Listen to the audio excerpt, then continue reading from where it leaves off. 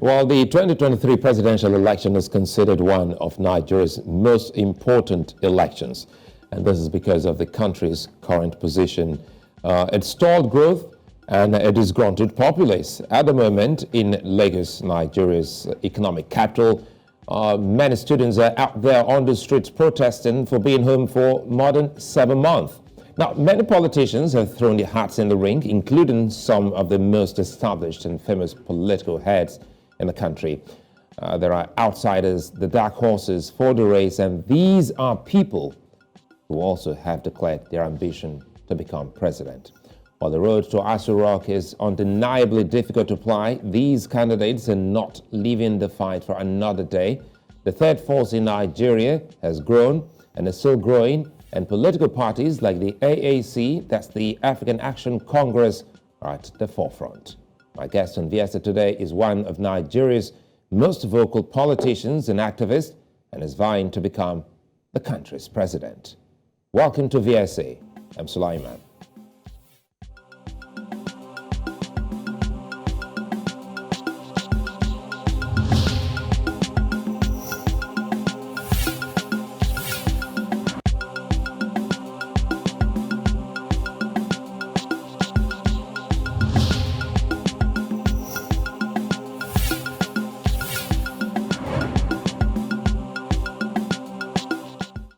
In 5 months, Nigerians will go out to vote for the next president, holding many reasons and standpoints.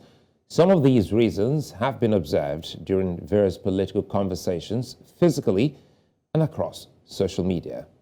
There are foremost names making the headlines, and dark horses also stay behind the scenes to map out a strategy to help their emergence. My guest today ran in the 2019 presidential election under the AAC, a party he founded 4 years ago. Next year, he will be vying for the presidency again under the same party, despite initial challenges against his leadership of the party. Now, a vocal activist and a man who divides opinions amongst the Nigerian political populace. Omoyele Sowore, presidential candidate of the AAC, joins me today. Good to see you, and thanks for your time. Thanks for bringing me. I know it's been a tiring moment for you today, a rainy day here in Lagos, and I wouldn't delve into politics without asking you some of the key things, because I know many, many years ago you would have been there, students trooping out on account of being home for 7 months, Yes. owing to strike by university lecturers. Tell us how this, or what this means for you. Well, it's for me a reminder of what I went through in the university system in the 90s. I spent 6 years studying a 4-year course. 6? Yes, and part of it was the closure of our universities due to ASU strike. But our biggest problems in those days were student demonstrations that led to violent clashes with the military, and they would close down the school. So we were expelled as student leaders. So on 2 occasions, I was expelled from the university. And to see that in 2022, some 30 years later, the same problems are still prevalent. The strikes are still very around. Students are still being persecuted or harassed. And that Nigerian nation has not come to terms with the need to fund education. We're talking about university students today who have been home for 7 months, going to 8. We're not talking yet about little kids, 20 million of them who are out of school. Yeah, the out of school children. Yes. So that's even worse because there are only 1.7 or so university students. So there are 20 million kids out of primary and secondary school system, and nobody's talking about them. And the government of Nigeria doesn't seem to care. And this is a country in which today businessmen had their biggest corporate welfare break. 16 trillion naira has been allocated to Dangote and a few companies, and ASU is only looking for about 1.2 trillion naira in terms of allocation to higher education so that they can go back to work. Nobody cares about them, but the same cares about corporations and individuals who are already doing well, making the system. Sure, how difficult it is for anyone to understand, because when you talk about the amount, it's not come into the pockets of the teachers. No, it's for It's for the good of the country ultimately. Yes. So how difficult it is for someone to understand that this is about the country? I think part of the way to look at it is that most Nigerian leaders in the last 30 years, or since 1999, except two, have never been to the four walls of the university. So it's difficult for them to really understand what it means to be a university student in the first place and what is needed to keep universities open. So we keep talking about the quality of Nigerian education system, tertiary education, but that's the same system that's just donated 8,000 doctors to the UK, Canada, and US after COVID. So there must be something we're doing right here that must be continued. We cannot ignore education. Education is so important for a country that has 200 million people and that wants to break through in a modern world where education and technology is a watchword for progress and development. You know, I had spoken to you earlier and we said something about NANS, the student body. So what we're seeing today, is it enough for us to say too late or still very much in order? Well, you know, it's never too late. I participated today. Oh, you did? Yes. I took, I walked into the rain when I ran into the traffic to the airport and walked for about 2 miles to get to the students, and I was able to talk to them. I also spoke to the police not to try anything funny, to let them know that we are watching from outside. So it's encouraging what NANS did today. It's what I was talking about in your show, that in our times, we would have shut down everywhere and this strike would have been resolved more quickly. And if this continue, I guess more students will join, parents will join, everybody will join. Before you know it, the police might join in. With what I saw today, you can't trust the police, but they were well behaved as far as I'm concerned today, and very civil in dealing with the student protest, because it was a peaceful protest. So it's great to see NANS coming back on track in terms of fighting for students' rights. So that was very encouraging today. Now, I know we'll go into your presidential aspiration to talk more about some of the key things that you feel will make up your campaigns when the campaigns officially start. But again, quickly here, your journey so far into politics. You know, when people see Sowore first from activism to journalism, and now he's a politician, let us in on this battle of winning the soul of your party, which was hijacked after the 2019 election. You know, we, after the 2019 election, we decided as a party not to just let the end of election be the end of our own political activities, because we knew that elections were not legit, they were not free and fair. And we decided that we would engage in protests. And that was how we started Revolution Now. It was a party that declared Revolution Now. And eventually, I was arrested and detained. And while I was in detention, they completed the plan they had started while I was in the US to hijack the party. And while I was in detention, they went and had a kangaroo convention, claimed they had changed the chairman of the party. But when I got out of detention, I instituted a lawsuit to counter what they obtained at the Federal High Court, at the Court of Appeal. But because of the fact that the justice system in Nigeria can be very frustrating in terms of delays and unnecessary technical issues introduced to delay justice, it took us 3 years before we could get judgment. So it wasn't until June the 2nd this year that a pronouncement was made that the lower court was wrong to have intervened in party affairs, was an internal affair of the party, and discussed, and we were restored, and INEC started acting immediately. So we had to go immediately to do primary elections for all the positions. At this point, we presented over 200 candidates for different positions, running as governors, senators, House of Rep. Within such a short time, one thing we kept doing while they claimed the party was not with us was to keep running political activities across the country. So we participated in elections where they let us participate. So the party remained firmly rooted with the grassroots, and had members doing what they need to do. So when this judgment came in our favor, it wasn't difficult at all to get back to work. And because some of the key concerns of Nigerians, some Nigerians, so to speak, they felt that just as with, because 2019 election was the first time pretty much younger Nigerians came on the scene. You're one of them, and they disappeared. And people had actually thought that Sowore too had disappeared, only for us to see that he's truly on the ballot. Yeah. So this was actually hijacked while you were in detention. Yes. You know, and to say, it's very important to put it in context why people thought I disappeared. I spent 4 months in detention, 4.5 months in detention.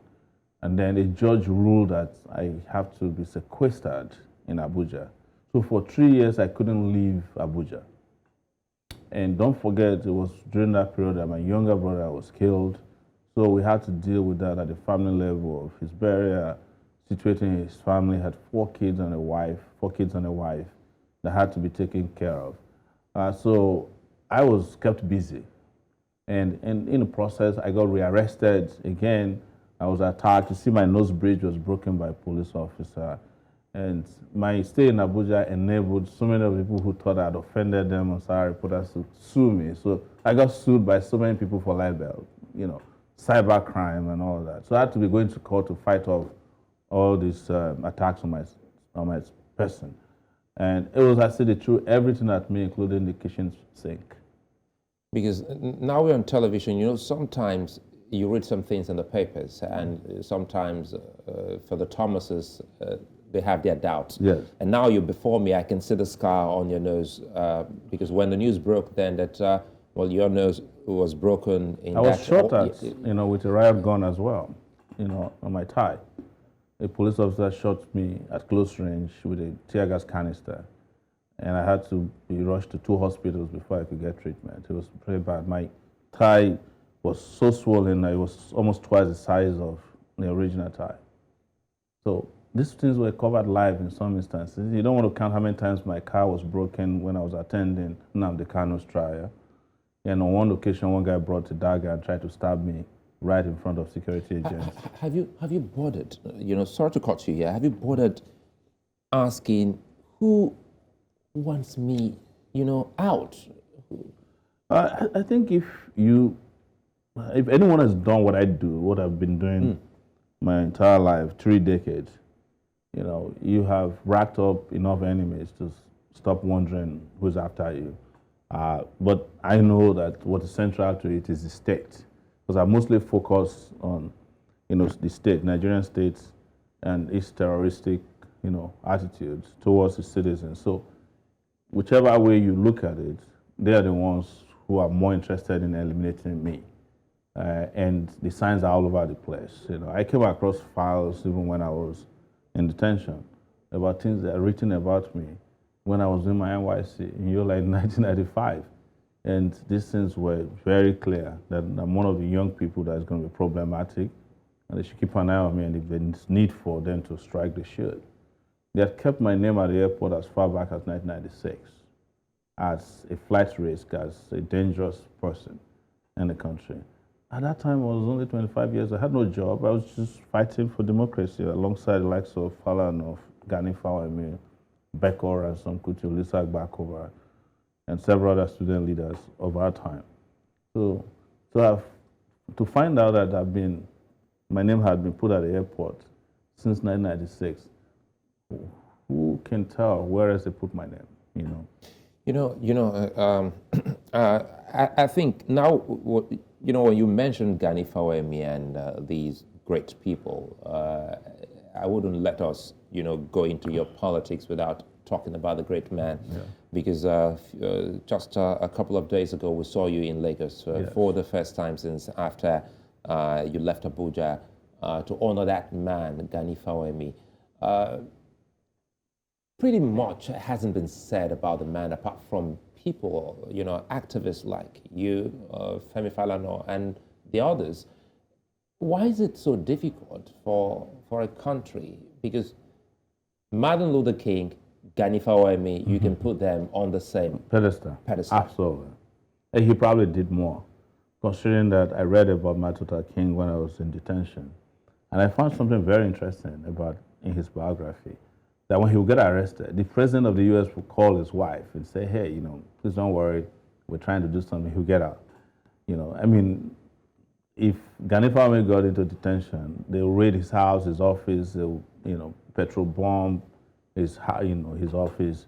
Several times they did that. They attacked his office at the time and cut off the hand of his security man there.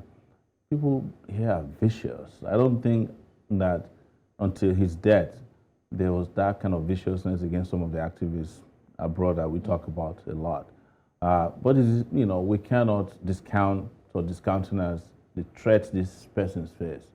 I think the difference between Gani Fawemi was that he probably didn't have that international like coverage that the likes of Martin Luther King got. Fela was another person in that regard, but Fela had become an international musician, so they wouldn't let him die. You know, right? Over 36 bands in San Francisco alone playing Fela music on Friday night. There's a biopic that is being made. I know of two. There's been a Broadway show done in his name, Fela, that was super popular in New York City. There's been, you know, a museum showing of his pictures and works. Nobody can forget Fela. I don't think Gani wasn't that lucky to be like that international activist, candidate, or civil rights fighter that could have been covered, you know, accorded the same kind of recognition that Fela or Martin Luther King got, or Bob Marley, for instance. So that's the only problem but I think a lot of things will still happen with regards to Gani. I think books, I wish that he wrote even a small memo about himself. And I found out on the day we were at that memorial, which is 13th year of his death, that he was pleading that, God, if you can give me 6 more months, I would like to put down something that the world can say about my life. And that guy is powerfully packed in terms of his rich history of resistance. And I think one day, a book or several books and a movie or documentary will be made about him. I know he used to carry a camera around in those days. I don't know if those films were properly preserved, but I know he's a super organized person. Yes. You know, how's it been like, you know, talking about Gani, talking about these people who get arrested, who fight? Because since after your incarceration, when was the last time you were with your children? Oh, I haven't seen my kids since July of 2019. Physically, my wife, same thing. Since 2019? Yes. July is when I left to come back to Nigeria, and that's when I got kidnapped in the middle of the night in my hotel in Ikeja and flown to Abuja. You still think that was a kidnap? Yes, you know, that's how I say it, because it just came without arrest warrants. There's a video of it, you know, the CCTV that captured how they came and just, you know, swooped on me and took me away in the middle of the night to nowhere party. Nobody knew where I was taken until they obtained the CCTV. Was when they then confessed that I was in their custody. But one other thing that was instructive, and I haven't talked a lot about this, is I was flown in a small military jet, an Air Force jet, that I've been told has now crashed. Yes. And that keeps, because when we were flying out to Abuja, I was uncomfortable in that jet. It was a small jet, and it kept, you know, like just flailing, you know. It would go up and down, and I was like, it's supposed to have 2 pilots, only one took us to Abuja. And it took an unnecessarily long time to get to Abuja. So something in me was saying that this jet has issues. I think it's one of the jets that either crashed on approach to Abuja, or maybe it's the one that killed the former chief of army staff. I don't know, but it's the same type of jet. So you can imagine that trauma of thinking, wow, that was the jet that brought me to Abuja. So Sowore, the man in politics today, you've seen, you've written quite a number of things about politicians, power brokers in your you know, publication with your team at Sahara Reporters, and now you're into politics. Now, at what point did you say, You know how they say it in Nigerian local parlance, I beg you don't do, let me go in. At what point did you say enough is enough, I'm going in? It was 2015 when I came to Nigeria underground and covered the Nigerian elections. And The 2015 elections? yes. Nobody knew I was in Nigeria. I was staying on the ground. Even the hoteliers where I was staying didn't know who I was until the election was held. And Sahara Reporters was the first to report the election results. We're ahead of even INEC. And people were wondering where did we get the results from. But that's not the issue for today. I then went to Abuja and moved around. And after that, I came to cover the inauguration of Buhari. So I was actually there beside him. And one thing was shocking, that after the inauguration, Buhari just disappeared. And Jonathan had left. For the first time, for me and to me, there was nobody in charge of Nigeria.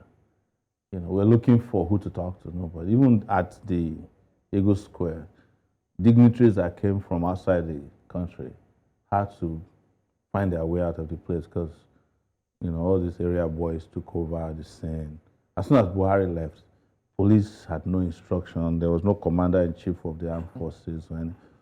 So I kept asking around, and somebody said something instructive to me, said, Buhari probably didn't know that he's the president of Nigeria at this point. He's probably gone to sleep.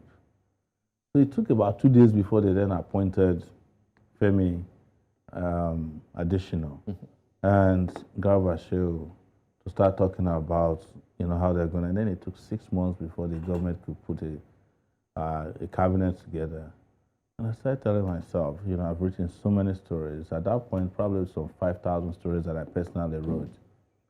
You know, I told myself that journalism by itself or alone cannot change society. You know, and if anybody's going to talk about journalism, you know, I did adversarial journalism, you know, like the ones that makes people want to kill you, you know. And many people don't understand that there is something like that. Yes.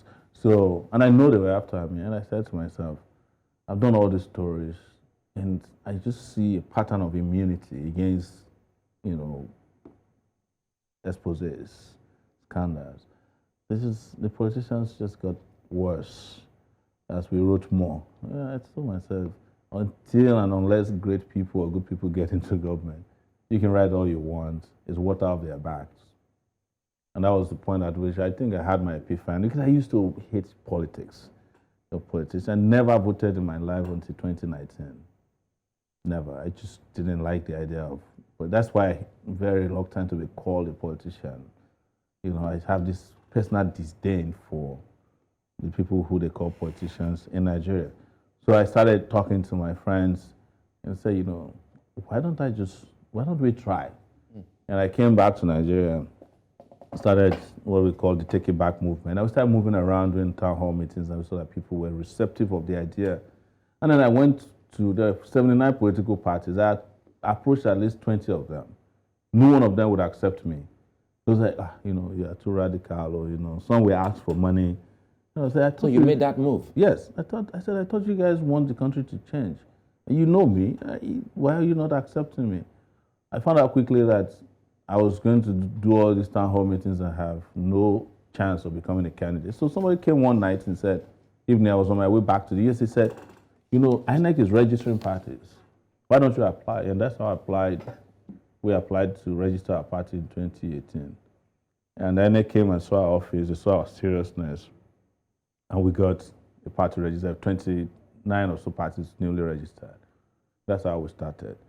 But what was shocking, like I said, is like to know that there are 79 political parties and no one of them. It was then I found out that most of the political parties were just special vehicles for doing all kinds of. Some of them, they keep them for elections. Some of them, they keep them for litigation. It's a long story. They just put them there. Let's make it short. Yes. Let's make it short. Yes. So are you saying some of these political parties are appendages of some of the big ones? Completely. I can tell you that categorically.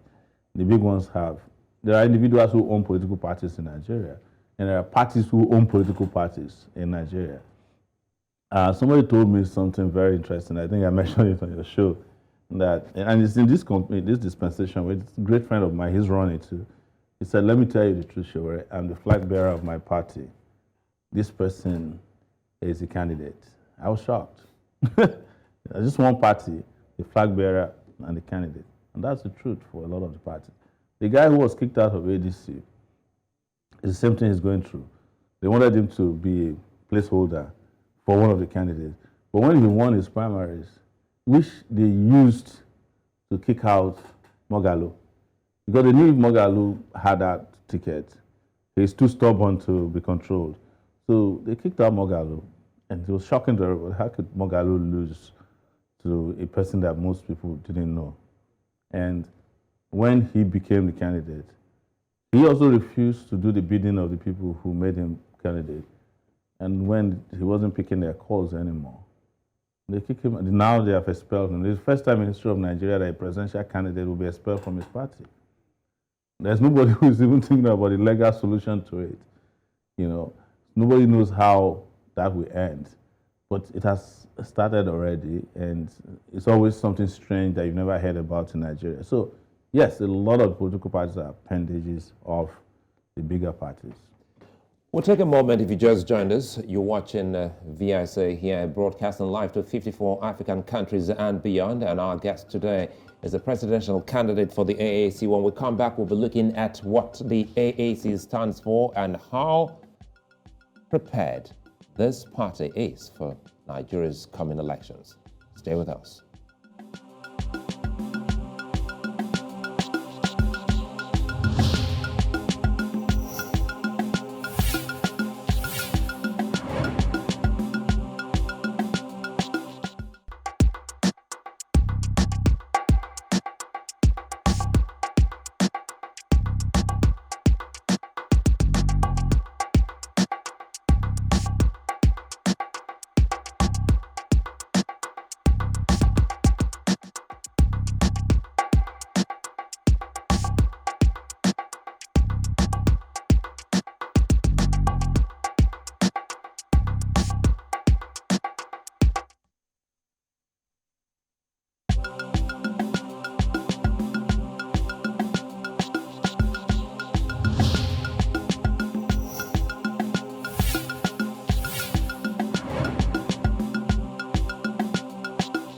Well, it's our home stretch here on VSA, and my guest is Sowore, who is a presidential candidate. He's a jack of many worlds, an activist, a politician, and a journalist.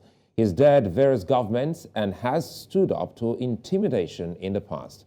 Commendable as his antecedents are, many Nigerians still have doubts about his competence for the presidency, and that is what we'll be speaking of pretty much later. Well, in the second half of the show today, the AAC presidential candidate will tell us about what stands him out and apart in the race to take charge of Nigeria's biggest office. Sowore, good to see you again, and thanks for coming here live on a day, historic day, the day the students finally got their bite to say to the government of Nigeria, we want to go back to school.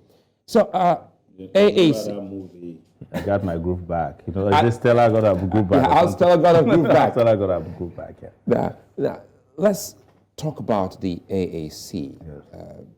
Time wars in Nigeria. You've written quite a lot about people and the two political parties, the APC and the PDP.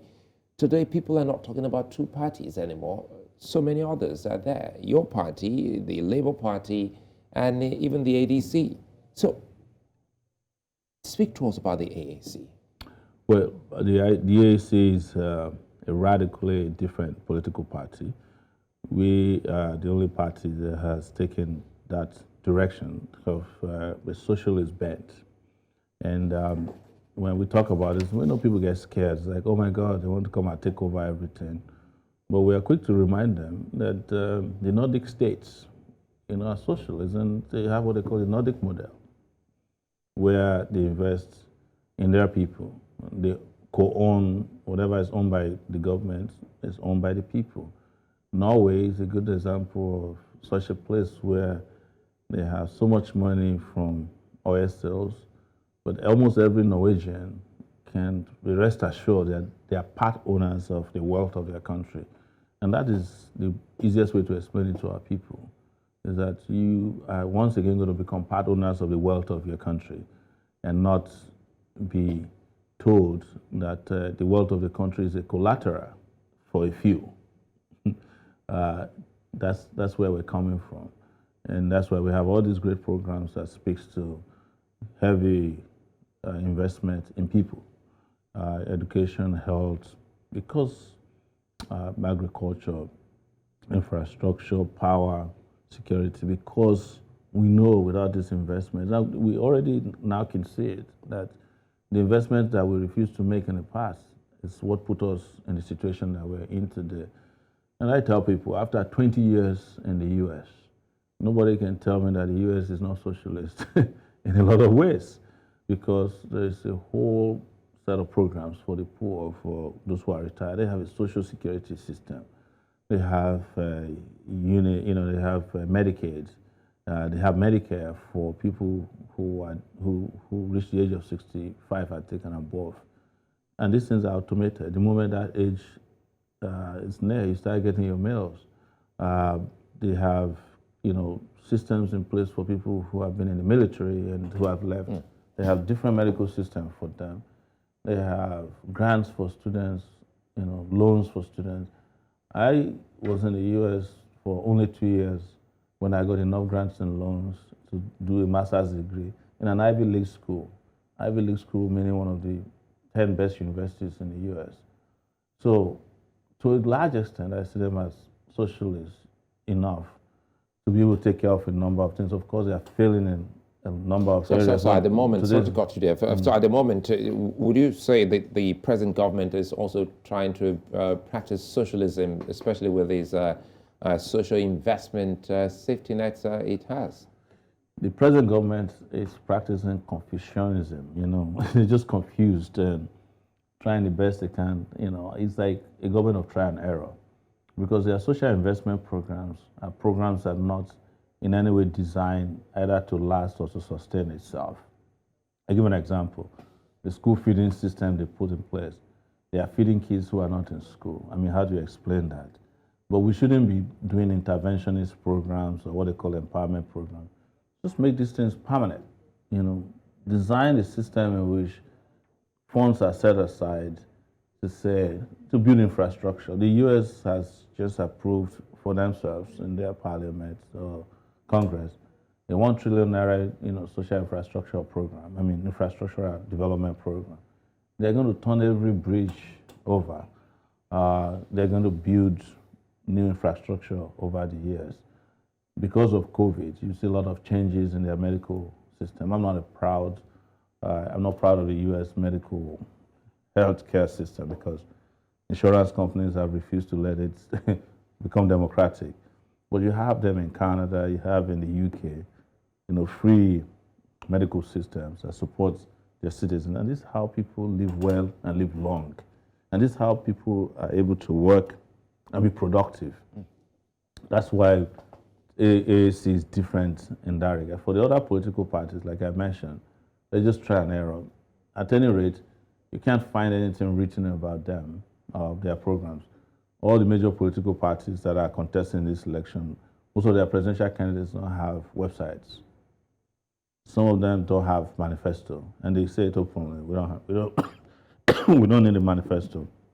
But here it is. We do need a manifesto, because the manifesto is the basis upon which you can write a social contract between you and the citizens of a country as an aspiring leader of any country. And how is the spread like for AAC now? Let's talk about the spread and the membership, of your party.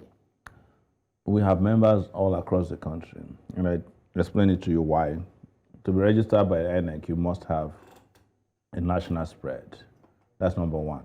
Secondly, when the elections were over last time, the people that started Revolution Now were members of AAC. And Revolution Now protest alone took place in about 24 cities across the country, and I think about 20 states or thereabout. And what I tell people is that if you have structures that can confront armored tanks, then you shouldn't be questioning when they say they are willing to vote. But of course, because we are not big pockets, we need to go out there and, and work with bare hands and talk to people, educate them, conscientize them. And like the opportunity we have now, we do a lot of media. And I was going to ask you, how are you coping with that? Because you talked about deep pockets, and we know, well, as a journalist, you know too well that politics in Nigeria is still about money. It is. But we started the first innovative means of funding for political parties in 2018, 2019, when we started crowdfunding on GoFundMe and our Nigerian account that we set up. It was unbelievable. I raised over 200 million naira from outside, and then we pulled together our contributions, and that's where I was helpful. But you know what we found out when we did our accounting? That those who were donating 1,000 naira in Nigeria donated more money than people were donating dollars to us, because they will keep coming back. And it is the numbers that make the difference.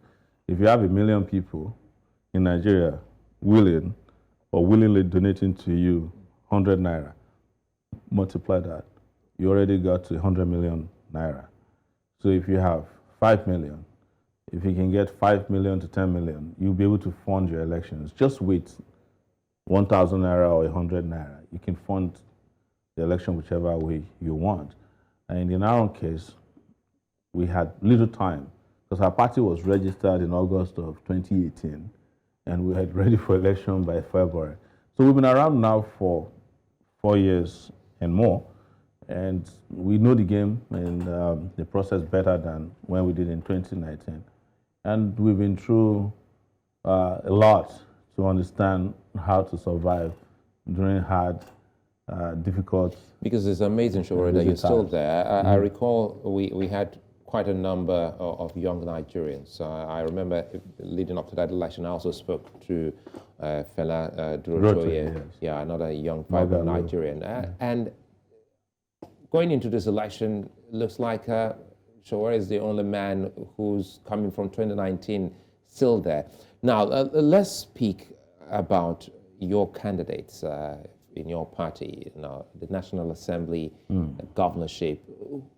Do you have candidates for these positions? We do. We filled out a number of seats. Positions. We nominated candidates for a lot of positions, over 200. Within the shortest time possible allowed. I think we had almost only a week window between when we won our case and when INEC was going to close down nominations. So you have to credit us with ingenuity for us to have been able to mobilize and nominate people in primaries across the country. Are they enough? I'll be honest, probably not there, but we had to put in enough people such that if all of them won, we have enough people to work with. And because we also fielded a lot of candidates in state assemblies as well, senators, House of Rep, governorships, and of course the presidency, where we are part of the 16, there are only 60 presidential candidates in this race. And I'm one of what you could call the top rated ones. Forget about the polls that they are rigging up and down. We know the reason they are doing it, but we must keep pushing. So tell me, if you will, why do you want to be president? I want to be president because the country is in need of leaders, not rulers. It's in need of vibrant, exposed, I would say young, youthful, because I'm no longer the youth of 35 years old. And this country is in need of radical ideas, big ideas. And I've often said it that it feels like we are wartime. We're in wartime, and we need a wartime leader as well, who can rally troops to victory for the people. It's just different that we may not be in a civil war situation. But I like to be quoted as saying that Nigeria is experiencing a civil war. Because the fronts where we are fighting are plenty, and not many rules are available to govern the front lines. So some of the wars that are afflicting Nigeria today are not the type that you have. They're not textbook wars. This is unusual, unconventional war. You know, talking about unconventional, wars, there are not too many radical politicians left on the continent. Yes. The very few, are no more. And in today's world, when you look towards South Africa, we talk about a very young man who is the EFF leader, Julius Malema. Yes. We also saw Bobby Wine, who, when we talk about Bobby Wine sometimes, personally, when I look at Bobby Wine, I look at Sowore, I say, Bobby Wine, Sowore. And Bobby Wine was almost getting to, to the presidency. Now, Yeah. I'm sure Bobby Wine won that election. I'm sure you think? I think it was rigged out. Yes. And I would say that it's very important that Africa, that's the reason why we call our party African Action Congress. That renaissance is needed. And one of the reasons why I felt there's a need for new crop of African leaders was what I saw in London today, where African leaders were put in a bus to go to the Queen's burial or funeral.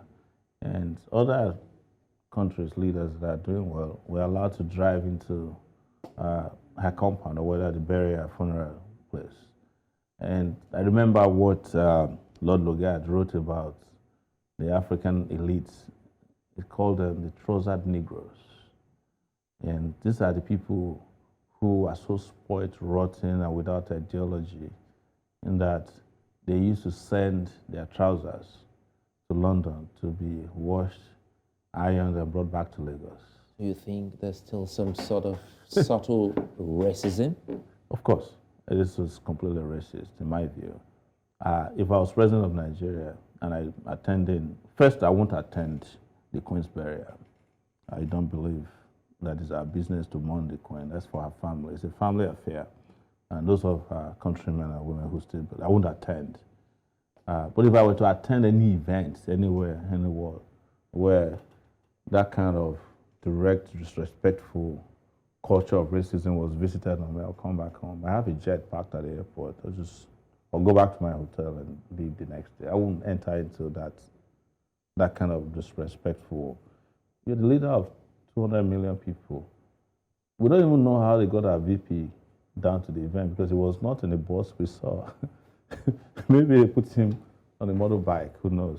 I'm exaggerating here. Sure, you're sounding very much like Robert Mugabe. Well, no, this is fine. Actually, was one of the people in 2015 that harassed him in Abuja over democracy, and it was like big. Yeah, he was at Eagle Square during the inauguration of it. Yeah. So you know what Adiola interview with her. I was behind Adiola, saying, ask him this question. And the first time that I saw Robert Mugabe unable to answer any question thrown at him was on that day. And it quite take long before he was kicked out of power.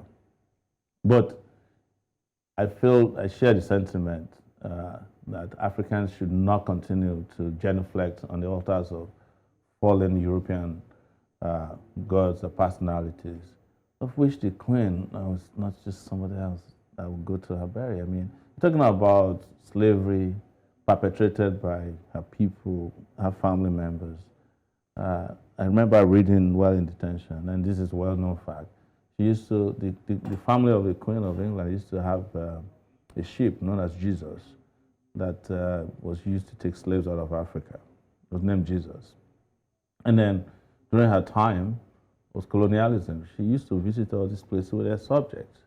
And after that, they created an alumni association known as the Commonwealth of their former slaves or subjects. And I'm also opposed to that. I said that if I'm president of Nigeria, at the minimum, if we're a member of the Commonwealth of Nations, it has to be that we can travel to your country without a visa, any of these Commonwealth states. Otherwise, you can kiss us goodbye.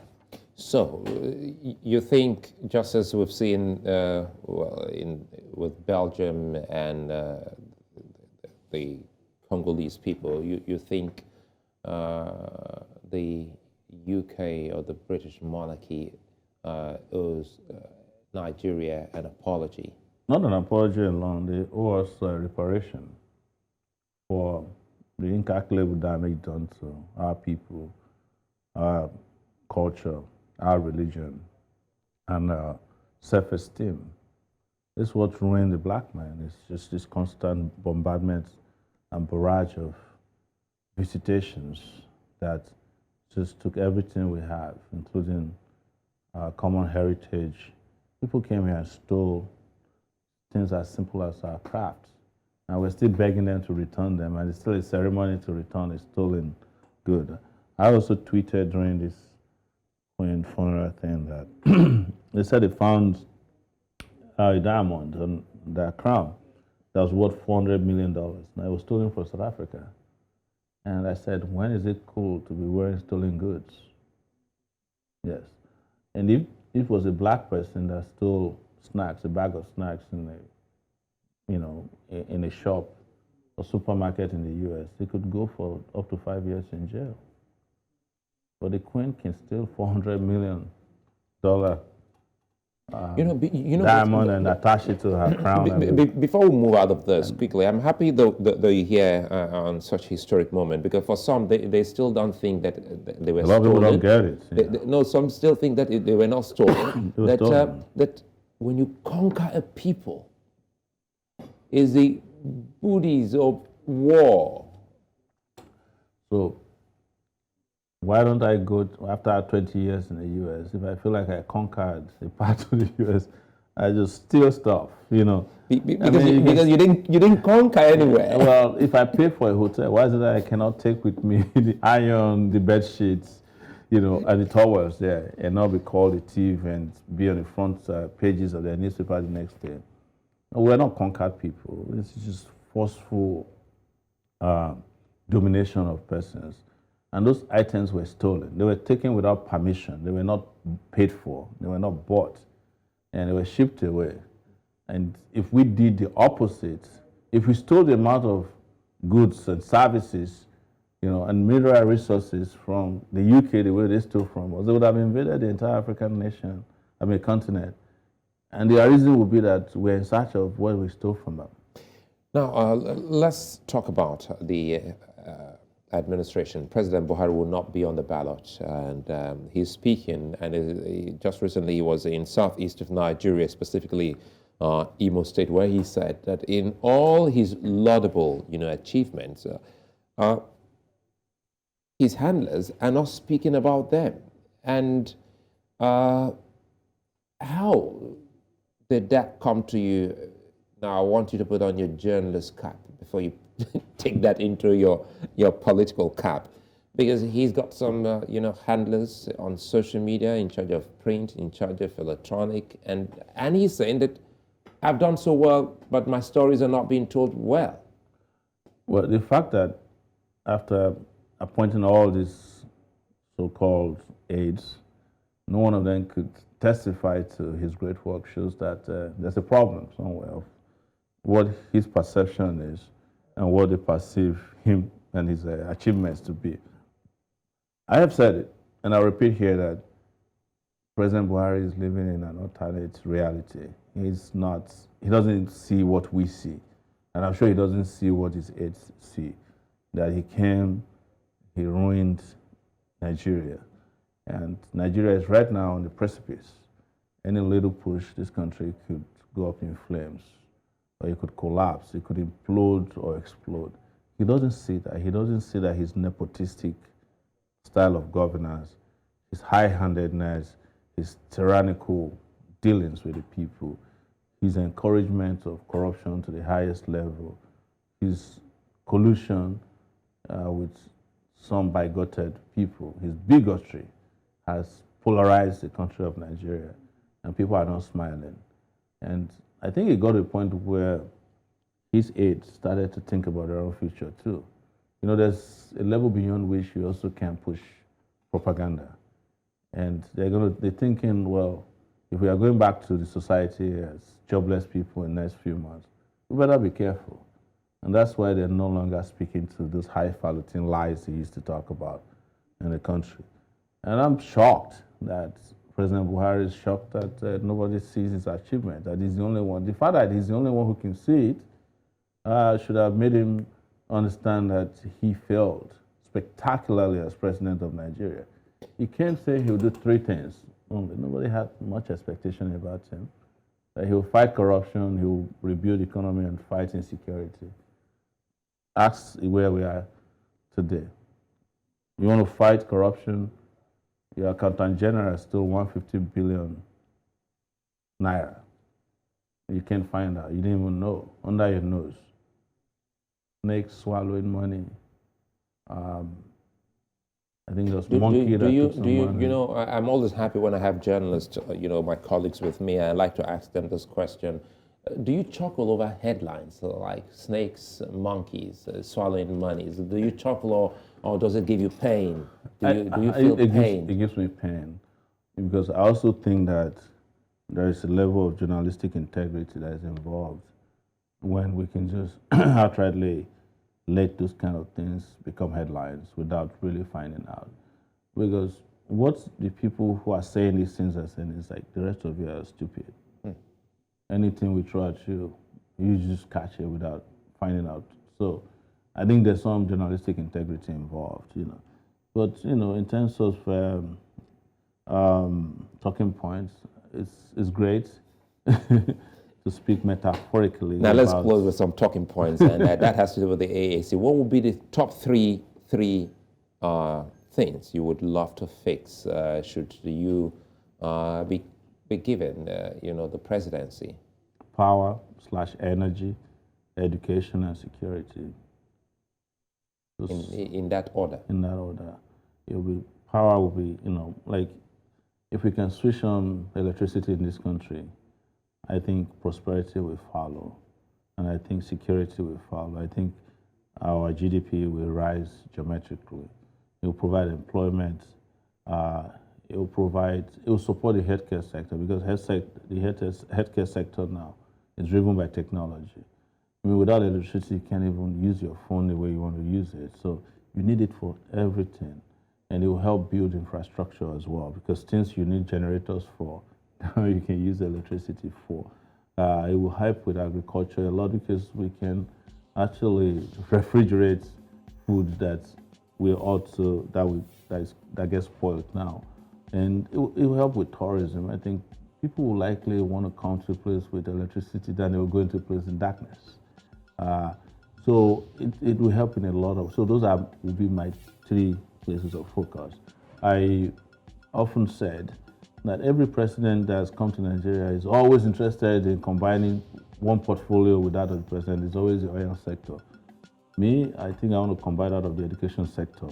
So I want to be president of Nigeria, and if I have to be a minister, it will be Minister of Education or Minister of Power, not power to steal, but power and energy, and Minister for Security. Already, if you are president, you are the chief security officer of the state, you are a commander-in-chief, so nobody needs to add that to your portfolio. But those three areas are very, very important. I think if any president ever came to Nigeria and solved power problem, nobody will ever forget the person. Omoyele Sowore, I would like to thank you for your time and best wishes in your aspiration. Thank you very much. To lead in Nigeria. Thank you very much, and thanks for having me. Well, that's it. On the Square today, our guest has been Nigeria's politician, activist, and journalist, Omoyele Sowore, who is the presidential candidate for the AAC. Join us again. Bye-bye.